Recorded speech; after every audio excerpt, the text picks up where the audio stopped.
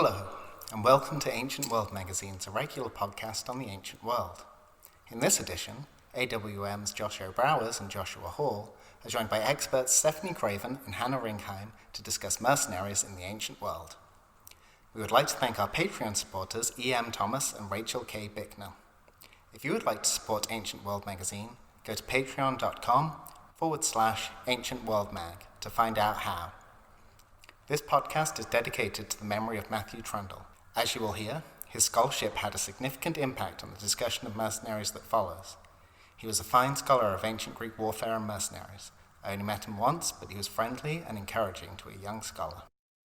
My name is Josho Brouwers, and I'm the editor-in-chief of Ancient World Magazine, and I'm an archaeologist by training, and I wrote my PhD thesis on warfare in early Greece, so that's from the late Bronze Age down to the end of the Persian Wars. That also includes a bunch of mercenary stuff. I'm Hannah. I am an archaeologist as well. I'm currently transferring between two jobs, but I'm a fellow at the University of Edinburgh in classics, and I currently am based in Switzerland, and I do archaeology consultancy for objects that come through to museums. I did my PhD on mercenaries, but specifically mercenaries Bronze Age down to the Archaic period, and more of the archaeological evidence and material evidence from excavations. I'm Stephanie Craven. I did my PhD on mercenaries as well. I'm a philologist by training, but I wrote a historical dissertation. I focused on mercenaries in Hellenistic Crete, all that has to do with that. I got my PhD at the University of Texas at Austin, and I am still working at the University of Texas at Austin, but I'm working as a learning specialist, and I coordinate supplemental instruction, so somewhat different.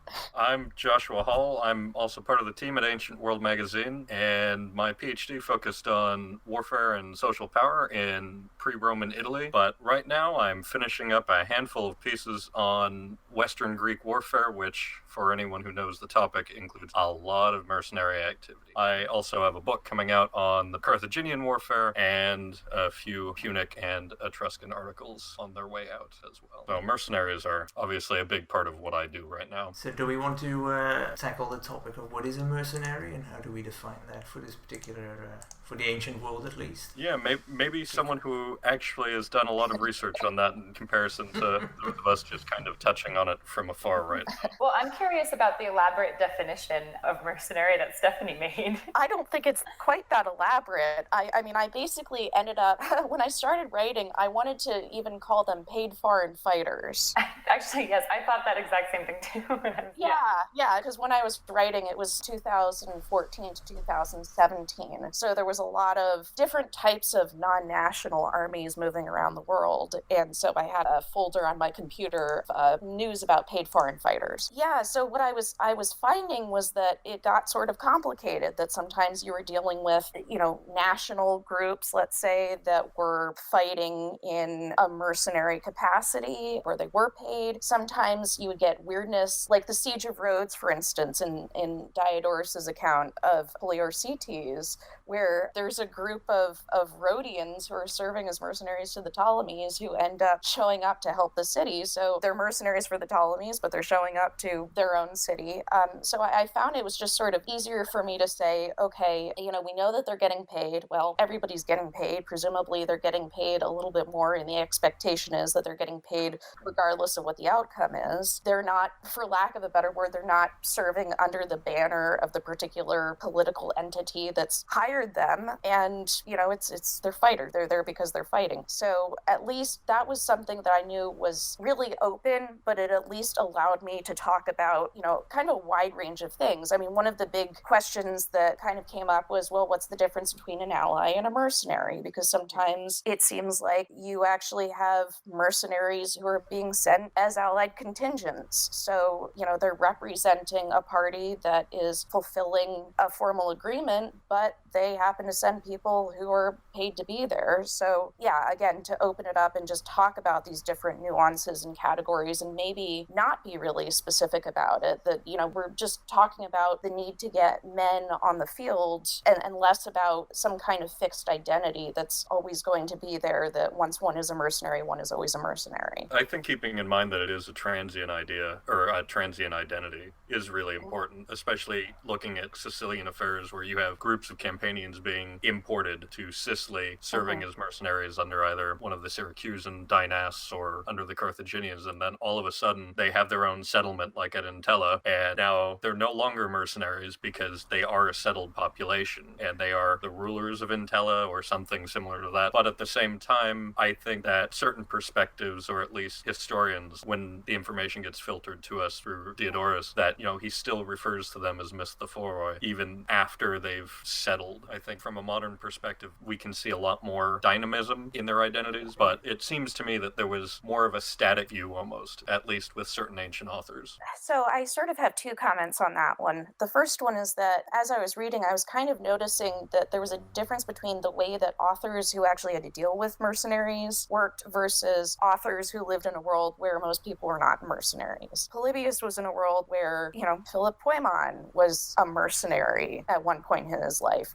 You've got people who are part of, the leaders of society who are in this xenologos or some other kind of mercenary position. And so I think when you get down to Livy or when you get down to Diodorus, it felt to me like you could do a lot more othering to say like, oh, those type of people became mercenaries. And the second thing I was thinking about, I will say too, since we're on a podcast, I got really into listening to American history podcasts when I was working on my dissertation, in part because I was at the American school and I was like, great, I'm writing a historical dissertation. How do I be a historian? One of the interviews that I listened to, oh no, I am blanking on the name of the author. It was a book on piracy in the 16th through 18th centuries. And what he was saying was that piracy in the Americas was basically an okay thing to do, so long as, the violence was away from other Americans. It was something that was kind of national, where you have, British, English ships going after Spanish or French or out into the Indian Ocean. That it really, once piracy stopped serving the interests of colonists, once the British government got rid of the monopolies of the Royal Africa Company and the East India Company, suddenly piracy was no longer something that was okay. So, that's where we get the sort of Pirates of the Caribbean kind of thing. It's really only a 20-year period of British history. So it at least helped me think about that, when we're talking about mercenaries, it's kind of a question of like, where's the violence taking place? Where is it okay to be a mercenary versus where is it okay to say, oh yeah, my kid's gone off to fight and make a whole bunch of money, and that might be okay.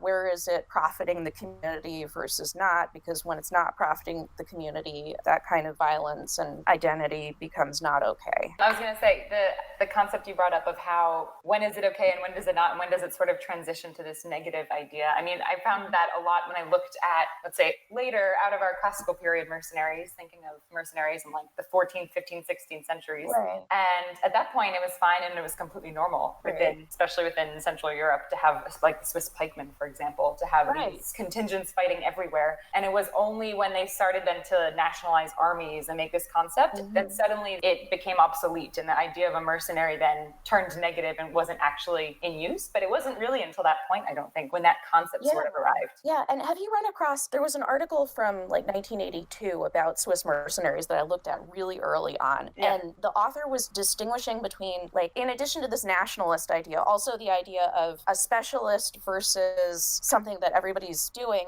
And he was at least putting the cusp moment of when credited the Dutch with paying their mercenaries. And once you're actually reliably paying your mercenaries, then they're the most reliable army that you have. Yeah. Right. And then you have control. And then, when you've got people who are both experts and there's not always a guarantee that they're getting paid, they can put down their stuff and go somewhere else. Yeah, exactly. That seems to be one of your country's great contributions to the world, Joshua. Congratulations to the Netherlands. Mercenaries. One of many. That is an interesting one, though. So earlier on in the early modern period, then, were people just not reliably paying their mercenary bands? My sense is that it was, I think, at least my sense was that they weren't, or, they were I think the problem was that they were waiting for the booty so that they could pay them. That's a very ancient approach, because, that's obviously one of the complaints, again, from a group of Campanians in the late 5th century to Carthaginian commanders, was that they weren't receiving their entitled pay, and the compromise was, well, let's just wait until we sack Acregus, because it is an extremely wealthy city, and you can just have whatever you want. Yeah, but obviously it didn't exactly keep them loyal because they went off and worked for the Syracusans almost immediately after that. But the reliability of pay is an interesting one, and I think Matt Trundle did a good job of addressing it in his book on mercenaries from '07 or '02, whenever oh 04, yeah. 2004, yeah. I was within a decade. I did rather like that he addressed the issue of how mercenaries were paid or compensated in a pre-monetary world, because I think that's something that a lot of people, especially general readers, general audience, might not know, is that while there was money floating around in like the 5th century throughout the Mediterranean, it wasn't a highly monetized world, especially in the central Mediterranean, where we have a lot of information about mercenaries. And so there were alternative routes of compensation. You know, obviously seizing booty after you sack a city or after you seize the baggage train of an enemy army was a great source of it, but you see a lot of alternative compensation, like taking personal possessions from the elite members of your army and giving it over to pay your mercenaries, or even giving them land to settle on. Well, I was going to bring up the land thing, because when I looked at a lot of the mercenary, if I think of the late Bronze Age, for example, and trying to see where can we see mercenary evidence, really the only thing that's definable was land. And it was this idea of land payments, and the Egyptians loved to do this. And then I kept trying to the idea of, well, if they're being paid in land, I mean, does that still make them a mercenary? And then if we identify, for example, land grants in the 9th century BC to a Shardana, how do we know then that person was a mercenary? So that was the one thing I came up with, trying to identify this idea of how they're paid pre-monetary society. What did they actually receive? That's a good question, not to derail, because I think you were going in a slightly different direction. But the question of, do we still identify them as a mercenary if they've been given land and settled within a territory? And I think you would have to really think about their self-identification at that point, because to go back to the area I know best, central Mediterranean, when the Carthaginians settled a band of Campanians in Entella, it was probably used, I think, don't remember who originally made the argument that Entella was then kind of the headquarters for the Carthaginians on Sicily after that. But the Campanians maintained their own identity. I mean, their coinage is stamped Campanon. I can't remember what the die was, but they maintained their own identity throughout that. They didn't necessarily become Punic, which I guess you wouldn't really expect them to, but I wonder how they viewed themselves, because obviously reaffirming your identity through coinage was a major thing in the ancient world. And so I think in that case, they probably did still view themselves as very separate from the Carthaginians. Well, the Carthaginians probably also viewed them as separate. It's not that they would actively try to integrate them anyway within society. Well, I wonder too if, I mean, you could say that they're separate, but that doesn't necessarily mean, just to sort of clarify, they can be separate, but they don't necessarily, that's a mercenary identity, that it can be an identity of where they came from. And in the Hellenistic period, since I work on Hellenistic Crete, there's the famous case of Mylassa outside of Miletus, where a whole bunch of Cretans were settled, and there seems to have been a graduated system of citizenship acquisition, where they're there for 20 years before they actually gain citizenship rights. But in addition to that, we know there was some sort of dispute that had to be settled by a third party arbitrator, where there was the question of what to do with their property back on Crete, and it was sort of settled if they had taken citizenship where they were, they would lose their property back home, because you couldn't do the dual citizenship thing. But at the same time, there's the whole like Miletus Crete connection that both Cretans and Miletians keep playing up. So whether or not that's one of those where there is a real historical thing, or whether or not it's partly fictitious, it's clear that there is some kind of relationship that they're all still invoking mixed in with this. That's interesting. Do we know anything about similar situations in the Near East or Egypt? So what I found with Egypt is there's clear evidence that they were settled and they're identified. Let's say I'm stick with the Shardana because I thought about them a lot. But the Shardana were kept separately and they were settled, but then there were quite a few centuries where they were still identified separately. And I think the latest from the 12th century until the 9th century BC was the latest when we see the land of the Shardana so-and-so. Then after that, archaeologically, they then become invisible. So perhaps then it took over time, then they start to then become part of Egyptian society. But besides that, I've never seen anything within Egypt where they actually take them in and bring them as, okay, now you can be an Egyptian citizen. I felt like, especially when we think of how iconographically Egyptians love to then portray themselves versus the other. I mean, that's always the topic you always bring up with Egyptian iconography. But they really do that. They make a point to say, well, we're Egyptian and they're everyone else. Maybe Naucratis is an example, with Greeks being settled in Egypt. But also at the same time, I felt with Naucratis, it's the fact that it's at the same time very confined. Like I felt like this was an area where you see this sort of trading port, sanctuary, periphery area where Greeks were then settled there, but then they also wouldn't necessarily move elsewhere. It was sort of, I have a feeling, especially with this not new, but the more recent excavations with the British Museum, where you see how, for example, there's the large Egyptian temple precinct actually that was right next to the 5 Greek sanctuaries. And this sort of gives the idea that in fact this area would have been Egyptian dominated, potentially, and then they would keep an eye, let's say, on the Greeks that were there, at least in the Archaic period. And then after that, obviously it changes. Yeah. That's why I see. So it's almost like they're, at least in the Archaic period, they weren't quite bringing them into Egyptian society. They were still sort of separating them. Yeah, that's also, if you look at the inscription from Abu Simbel, was it, right? Yeah. About the mercenaries, where they specifically say that under Psammetichus, there's the separation between the foreign language troops and the Egyptian troops. Yeah, that's the whole... Exactly. There is a commander of the foreign language troops and there's a commander of the Egyptian troops. So it's very split in between. And it's the Psammetichos is mentioned, so as a Greek, the son of Theocles. So that's Theocles, of course, is a strictly Greek name, but then he names his son Psammetichos. This is probably because Psamtik was the guest friend of Theocles. Because this also sort of ties into how mercenary service was different in the Archaic period, where it was more personal ties, and you had not just, there were monetary rewards, or at least some sort of way of acquiring wealth, but you also went there because of personal relationships and all that sort of stuff. And I always found that interesting with this possibility of there being a sort of generational aspect to these mercenaries. Maybe with that inscription where it's saying, the Greek from wherever named his son after the pharaoh, which is very interesting to think about. Yeah, exactly. Yeah, and this, in the inscription, it's Archon who identifies himself as one of the Greeks who followed this Psammetichos, who is a Greek guy, probably born in Egypt even. I mean, Theocles probably lived there already. So it's you have Greeks probably coming from Greece to Egypt to follow this guy for some reason, for family, because they were related, or because they thought they were friends, or guest friends, or their fathers were guest friends. Also, what you see in the Iliad, for example. So you have all these intricate networks, all these friendships and these familial relationships that work into this as well, that complicate matters when you try to define what mercenaries are, especially in the Archaic period and earlier. I mean, so, also the classical Greeks also had this. I mean, Xenophon is a good example of that, of course. The way that he presents himself as following Cyrus on his disastrous campaign into Anatolia is also like, I'm doing this because I'm friendly with this guy, and he doesn't say outright, I'm doing this so I can aggrandize myself and acquire wealth and make a name for myself. I'm doing this as a favor. Which is an important point to make, because I think there's a lot of literature out there that really pushes this idea of aggrandizing oneself, this idea of honor, and they're trying to seek their social status. And I felt like that type of argument actually doesn't play into what was realistically happening, where they probably had these connections. And that's the idea of the ally forms the guest friend. Yeah. Well, there's the brother of Alcaeus, the archaic poet. Yes, Antimenidas, who fought for the Babylonians. Antimenidas, exactly. And then it's specifically said that he was given this beautiful sword as a gift.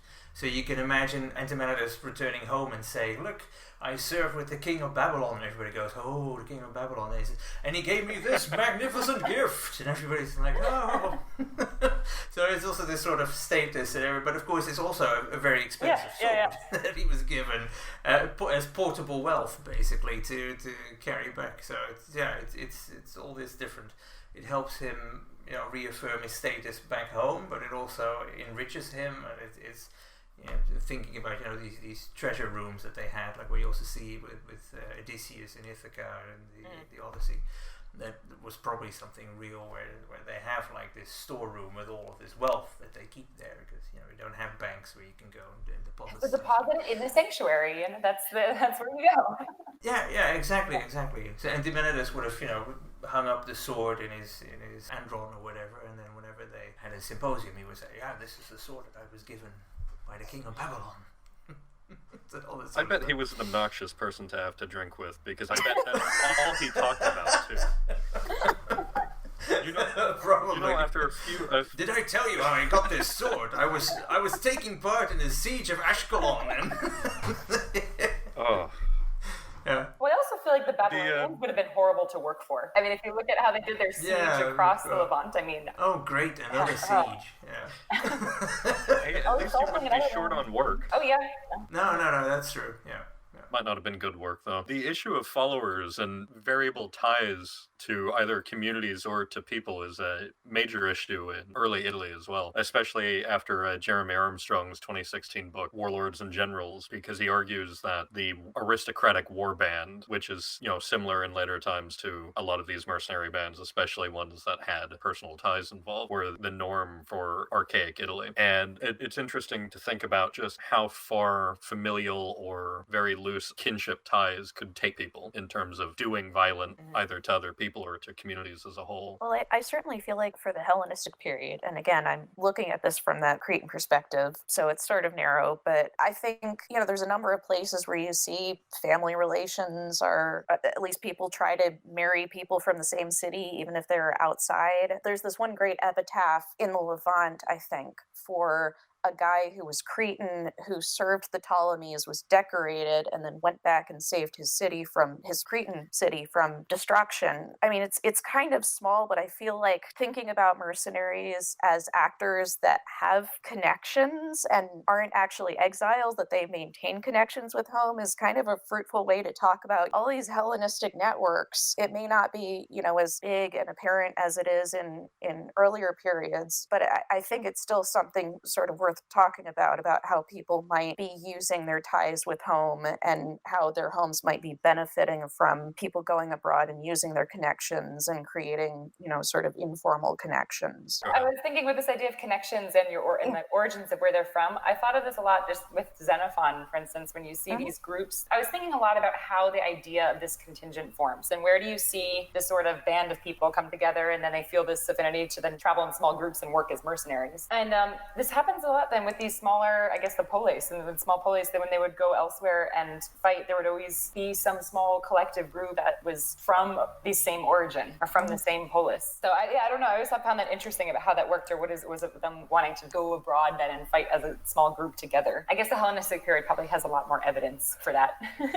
There's a little bit more. Sometimes you're finding individuals. I mean, sometimes you can't quite tell. I mean, you definitely get individuals who end up on garrison lists where it's one guy from Rethymno and one guy from, I don't know, Chersonesus or something like that. But I mean, you could definitely see, just if you think about how things work in general, like if you know a friend who went abroad and did something, you might be more likely to go and do that because, you've heard about it, you might have heard of the people there. And I mean, certainly we're talking about a world where, the distance communication is an issue. And so if you've got people who can kind of vouch for, I mean, heck, if you look at American immigrant communities, you've got all the Italians from one part of Italy settling in different parts of Newark or Chicago or whatever. So I think there is something to be said for these kinds of personal connections. And even if we can't see everything, it would make sense if people would want to travel as part of a group. Yeah.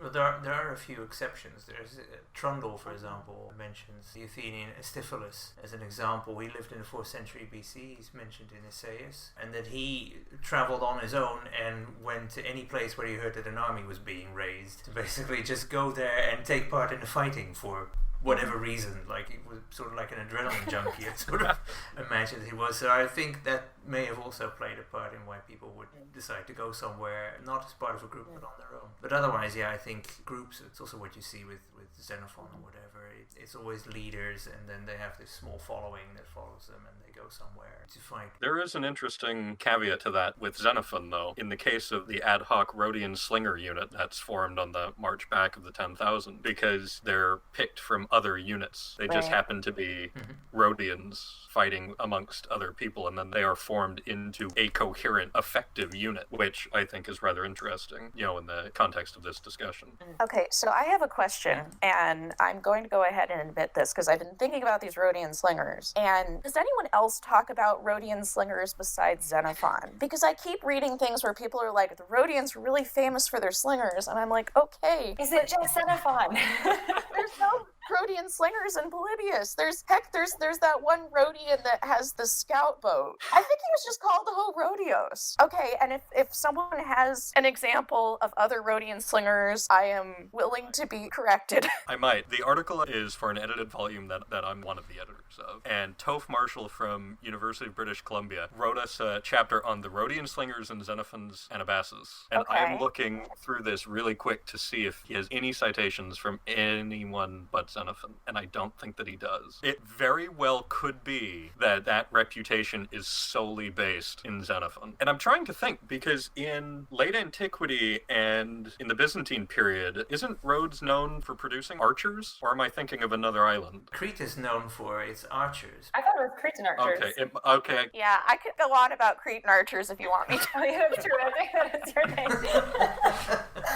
It really does look like it's only from Xenophon that we get that reputation of Rhodian Slingers. That's interesting because it is a lot like the Cretan reputation that your thesis talked about, Stephanie. Yeah, I mean, on the one hand, there's clearly, the Cretans themselves are creating coins that have archers on them. We have arrowheads from Crete, but we have arrowheads from a lot of other places. Yeah, I kind of ended up, it's still kind of a working hypothesis, but I at least have this idea that Cretan archery was a style, much like Persian archery, Parthian archery, Scythian archery. At least for the Scythians, people now say, there can't have been as many Scythians as people are saying. We're probably dealing with some kind of style of archery. So at least I hypothesize somewhat circumstantially that Cretan archery has a larger arrowhead. I think we sort of still agree that they're using a larger bow about the same size that the Persians are using, but the Persians are using smaller arrowheads. So my idea was that the Cretan archers were essentially skirmishing archers. And then what's really kind of interesting is that when you get into the Hellenistic period and you're looking at Polybius, the Cretans are not doing a lot of arching. Of the descriptions that I have of Cretans in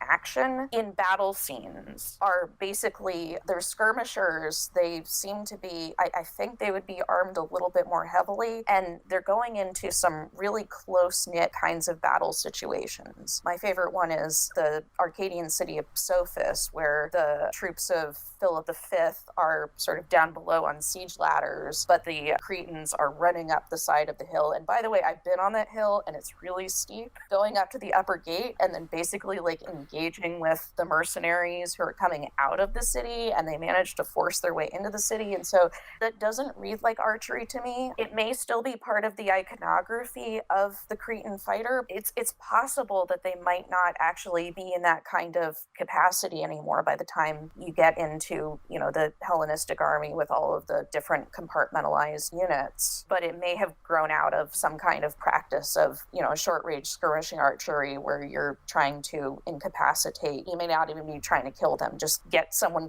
in close quarters to stop. That's interesting. I wonder if that reputation or that kind of identity sprang from, a very small period of time and then continued as a topos. And I wonder if that maybe in Xenophon we get a snapshot into just this one very small period of Rhodian history where, for whatever reason, it became fashionable to practice with a sling. I feel like Xenophon, you could do it as an etiology of how the compartmentalized Greek army came to be. Because it's all, the whole thing is right, they all start out as hoplites, but then, yes, there are other divisions, there's peltasts, but there's this whole problem-solving mechanism that takes place. It's like, oh shoot, if we march in a square and put all of the lights in the middle, then the enemy won't be able to pick them off as easily. And then there's the scene where the Cretan archers are reusing the Persian arrows, and so they have to practice shooting with that Parthian shot. And so it feels to me like it's all part of the whole, let's bring the Greeks together and we're all going to shine and do the things that we do best. And so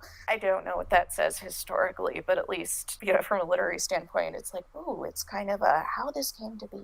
Oh, no, I just wanted to say before with the, I don't know exactly what these sources say, but there's a tendency in at least Homer and the historians to sort of gloss over missile troops in general without specifying what they fought with specifically, because also in Homer you have the Belea, so the missiles being thrown or shot back and forth, so it's not clear whether it's javelins or arrows or rocks or slingshot or whatever, because it's considered unimportant next to all the melee fighting basically. So it's also in Thucydides, you have, when there's a battle, there's first the light troops do their thing, and then the phalanx comes on it has to clean up the mess basically. It's exaggerated and there's plenty to say to qualify that, but that's sort of the impression you have in the literary sources. I'm wondering if maybe when the Cretans aren't clear whether they're archers or javelineers, maybe that distinction wasn't really applicable. They sort of could do anything.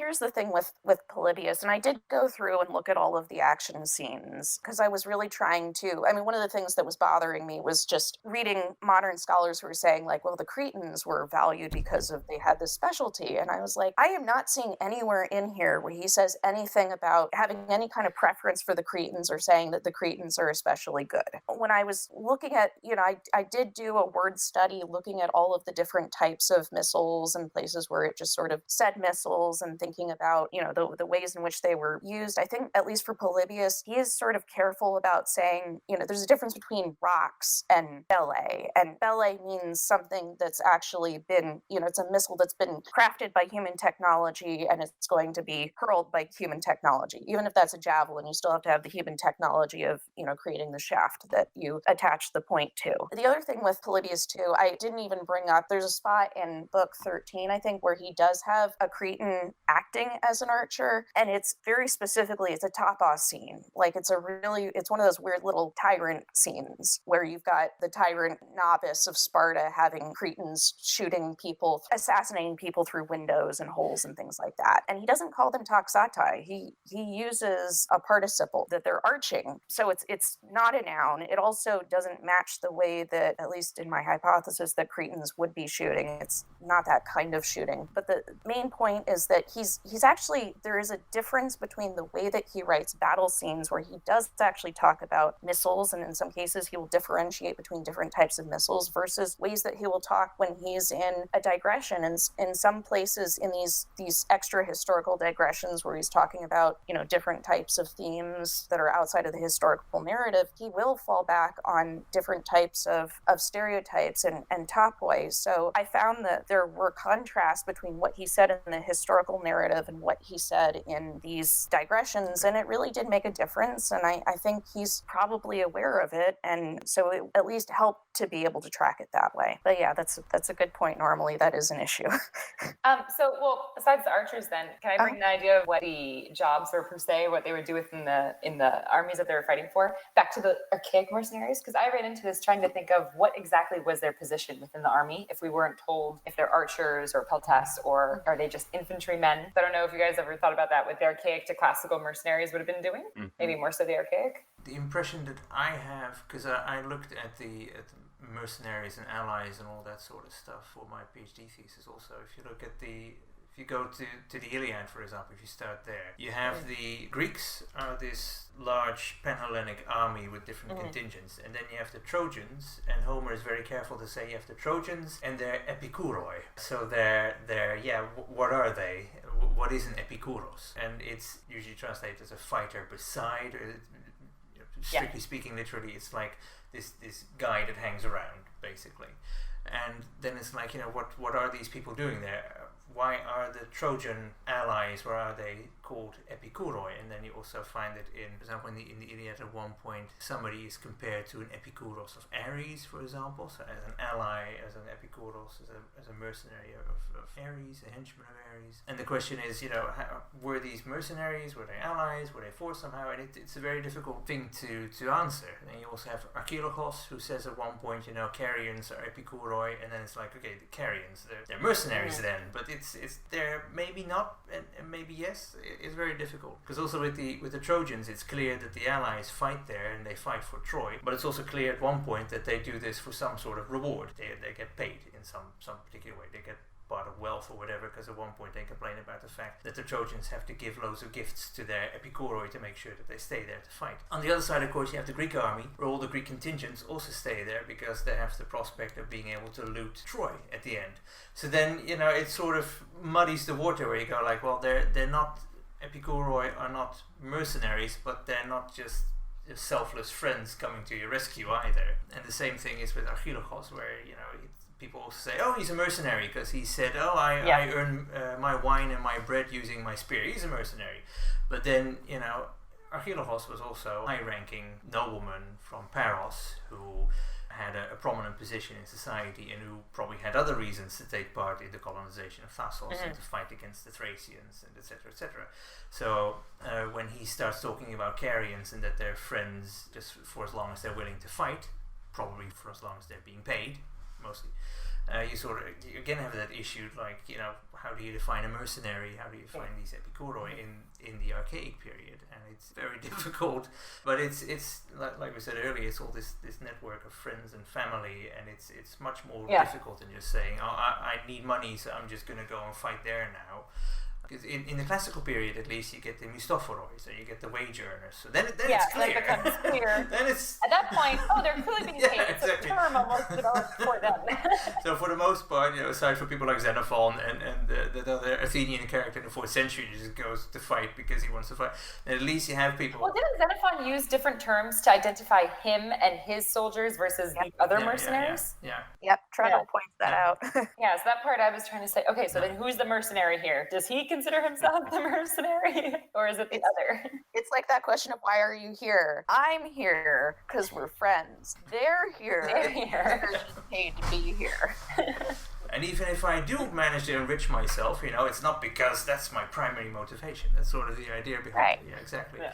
No, that's the problem there, and it's like also what we talk about with the Egyptians when the Greeks go to Egypt to fight there. Then it's supposedly because they go there, because they're friends and they want to be friendly, but it's also because they get a reward, of course. That's why you see Greek mercenaries pop up all through the Eastern Mediterranean seaboard, serving also for the Persians and whatever. So, I mean, when Alexander tries to cross the Granicus, he's faced by the mercenary troops of Memnon of Rhodes, who's fighting for the Persians. So it's, Did we actually get a little off topic from what you originally asked, Hannah? Maybe, I'm not sure. I think it was so interesting. I was more so thinking what's hard to know, but within, for example, the Egyptian army, what were they actually doing? Even looking at the structure of the Egyptian army, there's no place where you can see how they would fit in some foreign contingent. Yeah, there's the idea, of course, that the Greeks were special.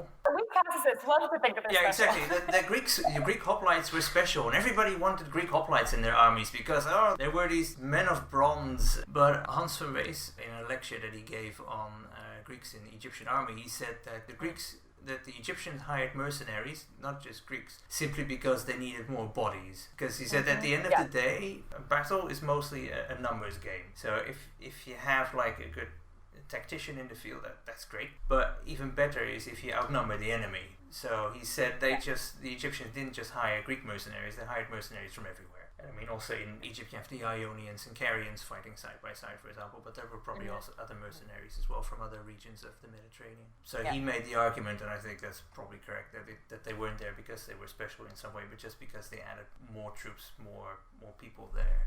You see the same thing in Punic armies as well. Like when Hannibal first gets over the Alps, he just accepts into his army thousands of Celtic warriors that, who knows if they were even capable of fighting or good at war. My instinct is to say probably not either of those. But, just to bolster his army, he accepts them all in, really, as far as we know from Polybis, without asking any questions.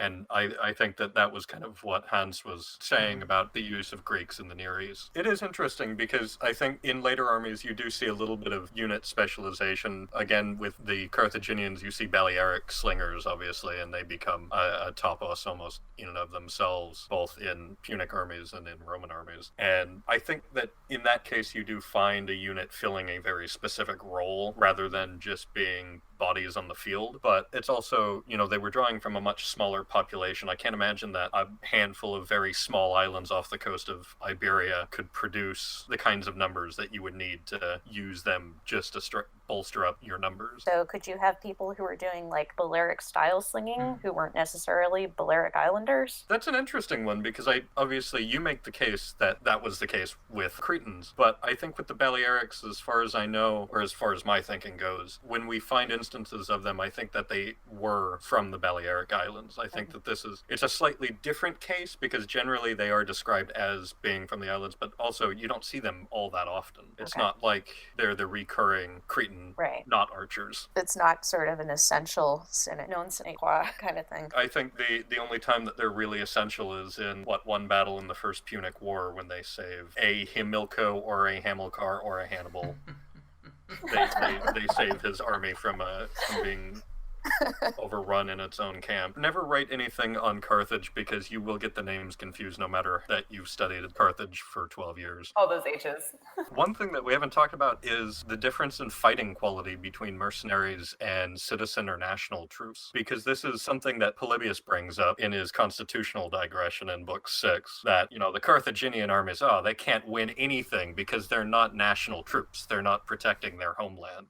They're just awful. Except when he gets to, this is what I mean about digression versus narrative, because as you know, when he gets towards the end of the First Punic War, and he actually uses that same verb, psychomakoi, or some version of that, where it's the Romans fighting against the Carthaginians and the two generals are evenly matched like fighting cocks, and there's just, it could have gone either way. So this is what I mean, that he'll say these things like this, and you expect it too when you first approach him. You're like, oh, definitely the people who live there are going to win, and then the non-nationals end up beating them for whatever reason, maybe because they had lunch and the other ones didn't. I mean, that is actually an issue, right? And I want to say, I can't remember, it's Trebia or Trasmini, but Hannibal's troops get breakfast and the Roman troops don't. I think it's Trasimene, but it could be at the Trebia. But yeah, that's an interesting one, that Polybius really does mark out that Hannibal made sure his men had a large breakfast so that they were full and energized, ready to fight. Mm-hmm. It is interesting that Polybius comes to that conclusion because, as you said, if you actually read the narrative, he shows that it's not the truth, because, the savior of the city of Carthage in the First Punic War was Xanthippus, a Greek, a foreigner, one of these non-nationals that Polybius would otherwise have dismissed if he could have had his way. And I find it very funny. And obviously, though, as Xanthippus was a Greek, maybe it's different. So the thing with Polybius is that there are, like, as you mentioned both Alexon the Achaean and Xanthippus the Spartan, and they're kind of these examples of the two, like, good mercenaries. And then there's lots of examples of bad mercenaries, and occasionally you get mediocre mercenaries, like the mercenaries at Thalami, when Philip V comes upon them, who are just completely useless because there's only 200 of them and 5,000 refugees, and it's just a mess. I think the rule of thumb with Polybius is to ask the question of how much outsourcing is taking place. So how much do you see generals or institutions incorporating knowledge from the outside versus how much do you see them just sort of using it and not really learning anything from it? And I think the issue that always comes up that I kept finding with mercenaries, whether they were good or bad, was that there was no integration of it into the system. And that could be in terms of information, that could be in terms of fighting style. Like, I always think of that, the opposite would be when he's describing the Romans in Book 6, right? And he talks about how they've integrated Greek cavalry techniques, which of course Livy is like, no, they didn't, and of course the Romanists will take issue with that. But I think the point of that passage is to say, like, here's an example of something that we would have outsourced to a different type of troop, but we've gotten the trainers, we have integrated it into the larger system, and so it ends up being a much more self-sustaining system. And I think that's what he's trying to turn the Romans into, is a model of what it looks like when you don't have mercenaries, which I think means then that, there may very well be, if we run across mercenary usage with the Romans, I think it's valid to say, you don't have to hold Polybius against that. But I think what he's trying to do is say, like, in order to have some kind of system that doesn't have us relying on the outside, both the good stuff, like, the Lacedaemonian who shows up and teaches the Carthaginians how to beat the Romans, or, the bad stuff of rebellious mercenaries, like, you need to have some kind of self-sustaining system, and most armies, most cultures just aren't going to be able to do the kind of legwork to create the kind of system that Polybius is describing with the Romans. Yeah, I think you are right about that, and that is a distinction that he is making, if not as overtly as just a simple gloss of that book would say. But I think in some ways he is picking up on a Roman topos that probably originated with Fabius Pictor, so maybe he's not necessarily picking up too much from a written version of it. But there is this idea that, as far as we can tell, goes fairly far back in Roman historiography, that the Romans are adaptable, and that's what makes them exceptional. In the In Adetum Vaticanum, there's the famous passage of Caeso Fabius, which one, who knows, giving a speech to Carthaginian envoys saying, don't underestimate us Romans because we will always adapt and overcome. When we were fighting with rectangular shields, we learned from the Etruscans to fight with Calcaspides kai Phalagois. Yeah.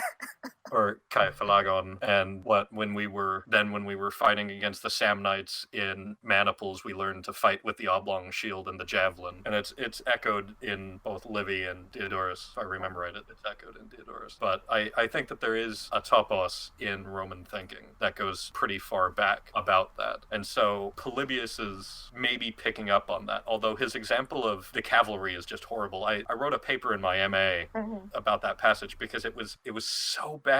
It's so stupid from our perspective looking back that Polybius would have thought, or that his readers would have thought, that anyone would charge into battle with a hide shield that couldn't stop a pebble from going through it, and with lances that shattered before you got to the enemy because they were so poorly made. He grossly exaggerates, I think, how poor of quality early Italian horsemen were. I was actually going to be the topic of my PhD until Natasha Lubchansky published a book with the Fred Diaco Francais immediately before I started the PhD. Well, that's good timing, unfortunately. Yeah, at least you hadn't started it. Yeah, that cavalry passage in Polybius always makes me laugh a little bit, because if you look at iconography of cavalry as well, you don't really see lances, you don't see spears being used by cavalry as often in like archaic Italic art from Central Italy or Etruscan art. You see more swords and axes being wielded. So I really do want to know where he got that from, because it wasn't the typical Roman example of that trope either. It's very weird that it's a unique one, because, you know, he could have, if he would have known it, he could have used the hoplite example of, you know, Roman infantry were just terrible before they adopted, you know, the aspis and started fighting in a phalanx. But he went with this weird cavalry analogy that we don't know of from anywhere outside of that one passage.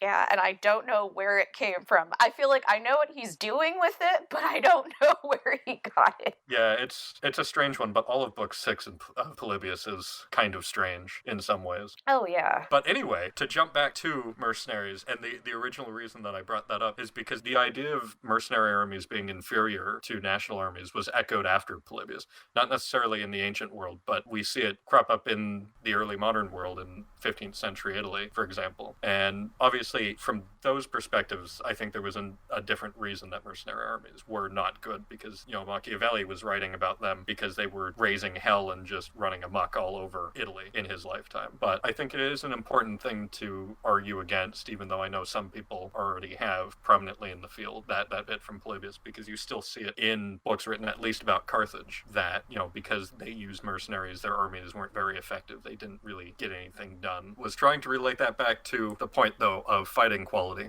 With early mercenaries, I find it hard to identify fighting quality, because if the archaic period, I mean, we're not sure what the fighting quality was, maybe early hoplite warfare then in Greece, but then when they're going to the Near East, if they're doing the same techniques, if they're fighting differently. There's also the matter of scale, with some people thinking that the number of mercenaries were, you know, measured in dozens or hundreds at most, and then others say, well, you know, the mercenaries that went to Egypt, obviously there have to be thousands of them. No, they're probably just a few hundred, maybe. Yeah, something like that. So it's, so then the quality issue becomes less of a problem. I mean, Herodotus pretends like, you know, the Egyptians were like, oh, these men in bronze armor, but it's probably just... amazing fighters! That's probably just nonsense, because they weren't that different from the Egyptian fighters, basically. So just... Yeah. Oh, but if Herodotus says it, it must be true. Come on. Yeah, a completely impartial writer. Yep, no. that we don't criticize on our magazine quite often. It's so easy to criticize Herodotus. It's like, what can we take from this about mercenaries? Yeah, that is interesting. I guess even though a lot of my research is proto-historic, I guess I've been working on so many historical period things recently that it's kind of slipped my mind that we don't have the evidence for fighting quality as far back as I think we would like, because there obviously in the more historical period, there isn't really a difference in fighting quality between mercenaries and national troops. I don't like using the word national referring to the ancient world. Yeah. Those where you've got some kind of direct authority or something. There is a hint of a kind of, if you look at the Iliad again, regardless of whether you regard that as some sort of historical source, but you have the Greeks and the Trojans are contrasted specifically. When they march into the battlefield, the Greeks are said to march silently, and the Trojans are described as like this cacophonous mass of people speaking different languages and doing different things, where there's very much the idea that because the Trojans are so varied, so eclectic, different peoples basically, that it's basically a disorganized mess, and that the Greeks are therefore superior because they're more or less homogeneous up to a point. So there's sort of a hint of that later. I don't know if you would call it chauvinism, or I don't know. The idea that the Greeks somehow were superior because they were all, more organized and whatever. So there's sort of the seed for that idea is already present in the Iliad.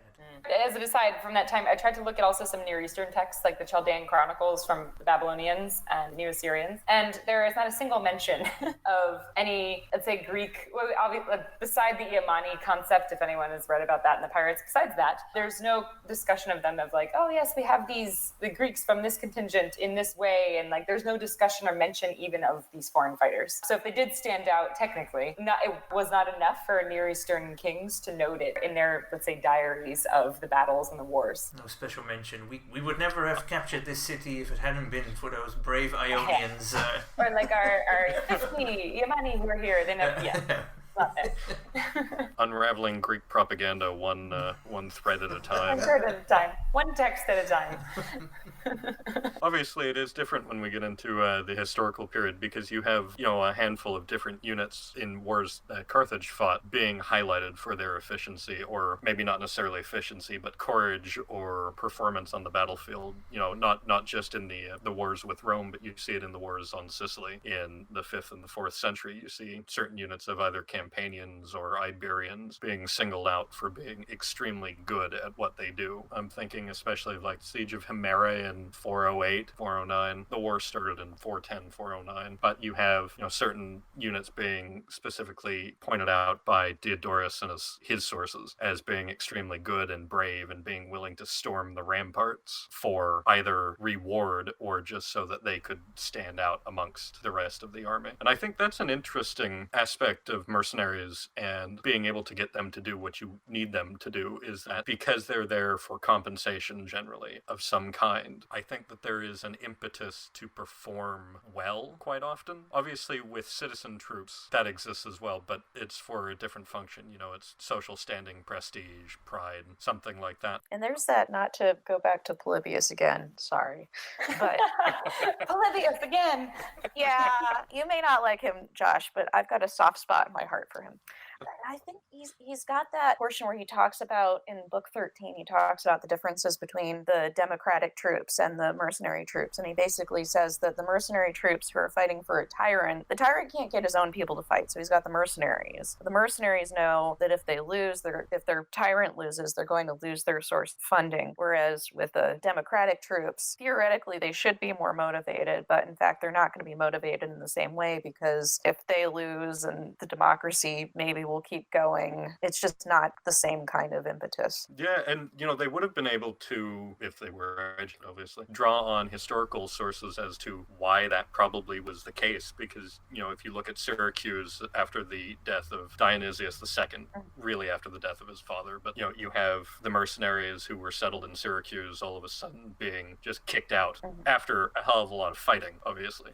But you see them being kicked out of their new homes that they had just been granted 10, 20 years beforehand. So I think that there must have been a really strong motivation to win the day for a mercenary if they had something to look back on and say, oh, well, look at what happens to hired troops. What happens to Miss Thephoroi when we lose or when our leader is killed. I guess it's different from, wasn't there that thing, going back to the stuff you were saying about Machiavelli, there was that thing, right, where we would have mercenary troops that would be fighting against each other, and they would just spend the whole day in battle, but not actually, no one would get hurt. They would just fire at each other because they all knew that they would get paid and they would eventually engage with each other again anyway. Yeah. Is that in Machiavelli? I know I've read a story like that from somewhere in the Renaissance. I'm not sure if it's Machiavelli, but I know it's definitely early modern Italy. Yeah, I remember reading about that as well. God, that's funny though. I wonder if you could have seen that in the ancient world at all, because there were, if you read some people's opinions on early Greek warfare, there were contests of honor, the battles, and yeah, I won't say whose view of ancient warfare it is. But I wonder if you would ever have seen something like that in the ancient world where you had people not really trying to hurt each other on the battlefield because they knew it was either pointless or that both sides were being compensated to be there. I mean, it would have to happen at a point where mercenary warfare was so prevalent and so ubiquitous that it's like it's normal that both sides would then be full of majority mercenaries. I'm just thinking about like the only battle between Carthaginians and Romans on the way in on Hannibal's march into Italy on the Rhone, the small cavalry skirmish between a few hundred Numidians and a few hundred. Polybis says Romans and Massiliot and Celtic guides, but I can't imagine that there were too many actual Romans in that scouting party. But I mean, in that kind of case, I think you would have seen a lot of engagements between either entirely mercenary units and entirely allied units in the Punic Wars, at least. But then again, I guess after Hannibal made it to Italy, everybody who was fighting against him probably would have gone all out, regardless of why they were on the field. So I think we've talked about quite a bit of the things that I was thinking of, except for the last question that I posed. The legacy? Yeah, that I think is fairly open-ended and isn't necessarily one that has been dealt with in scholarship a whole lot, which is what is the legacy of ancient mercenaries? What has the reception been in modern historiography? Well, I mean, we know that they have that very negative connotation from the modern perspective. I mean, I think a lot of people, I think even Trundle also in his book quoted, was it the Geneva Protocol about the 1970 no mercenaries ever again, and here's how they're outlined. And I think from that point then forward, a lot of scholarship has sort of had that idea in mind. But of course, that can't be applied when we think of antiquity and how that was perceived. I don't know. Yeah, I haven't really thought about, I mean, really until we start to think about ancient mercenaries. I mean, if you talk to your average person about what a mercenary, like, oh, I studied or I work on mercenaries, they usually have no idea what that actually means. I don't know about your guys' experience with that, but... Yeah, they think you're working on the French Foreign Legion or something. Yeah. I can't say that I've talked to many people about mercenaries, but I do know that, in my opinion at least, I think it's clouded the discussion of early Italic warfare a little bit, because there are figures like, I don't know if any of you have seen the stele of Ale Falusque from, oh god, I can't even remember where it was found, but it's generally been thought that his surname Falusque was locative, and that it indicated that he was a Faliscan who had come to an Etruscan city to fight and ended up, probably settling there, dying there, and was buried there. And for a while, it was kind of acknowledged, oh, this looks like a mercenary. But in more recent scholarship, people have been kind of pushing back against this and saying, oh, no, there were no mercenaries in early Italy. That wasn't a thing. There was no way for them to be compensated or paid. And I also get the feeling that the idea of a mercenary is a bit odious to some of these historians. And French commentator especially has argued strongly against the idea of mercenaries in central Italy in the Archaic period. And I feel almost that the legacy and the modern concept of what a mercenary has really played into this pushback. The negative connotations of what a mercenary is or was, I think like really do play into it. The other strain that you get is the sort of it's the one where you get scholars who feel very sorry for them. I think Park starts this out a little bit. Feel sorry for the mercenaries? Yeah. This, I mean, particularly with around the 4th century, that, the Peloponnese is in chaos, and these poor middle-class farmers who would have had land, but their land has been destroyed, they have no other option other than to take up arms. And of course, this is like a reading that privileges Isocrates, but, Xenophon's thing about being Xenoi, that must be a euphemism.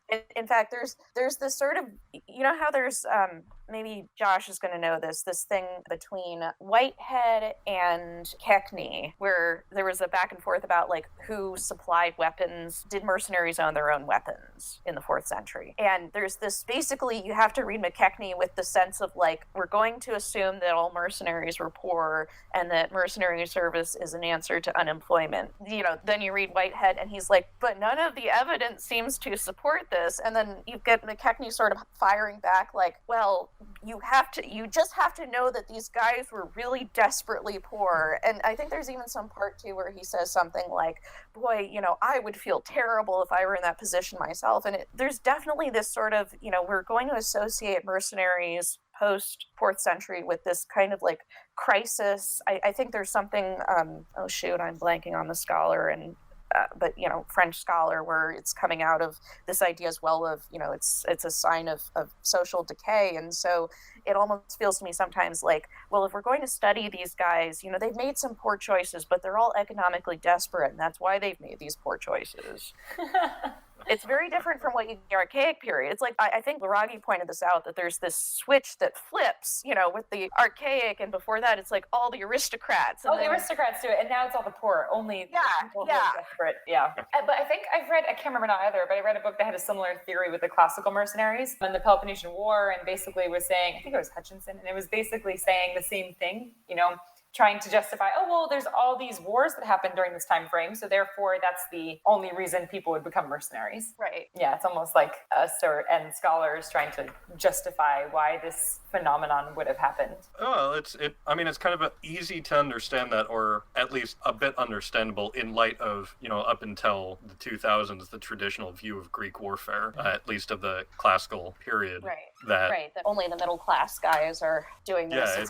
Yeah, it's an affair of landed gentry, of middle class farmers, in a world where, for whatever reason, Victor Hansen was the authoritative voice on Greek warfare. I mean, you can see, I think from that perspective, you can see why people would write about mercenaries in that kind of, they were doing this because there was an economic crisis, or we should feel bad because they couldn't adhere to their traditional Western values, whatever the hell that means.